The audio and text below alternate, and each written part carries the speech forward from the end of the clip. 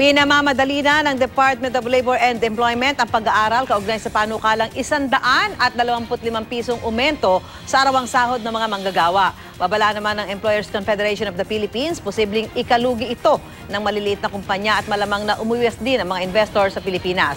Narito ang report ni JP Soriano. Sa memorandum na inilabas ni Labor Secretary Silvestre Bello, inutusan na ang lahat ng regional wage boards na madaliin ang gagawing pag-aaral para sa pagpapatupad ng aumento sa sahod. Immediately i-convene yung mga regional wage boards natin para talakayin itong general wage increase na 125 across the board nationwide. Dapat immediate ito. Dapat hindi napatagalin. Kung ano man yung mga basihan dyan, mga justification, malino naman yan.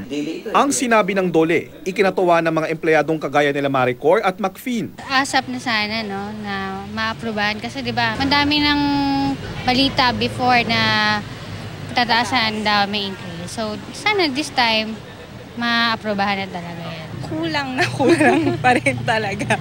Pero ngayon pa lang, sinasabi na ng Employers Confederation of the Philippines tila malabo raw maisakatuparan ito. Bukod sa maraming maliliit na kumpanya ang baka malugi, malamang raw ay umiwas ang investor sa Pilipinas at mabawasan ang oportunidad sa mga bagong trabaho. Duda rin ng ECOP na maaprubahan ito ng Tripartite Wage Board. That study, definitely pag ginawa nila, will come out negative. Pero kampante ang DOLE, nakakayanin ito ng mga kumpanya.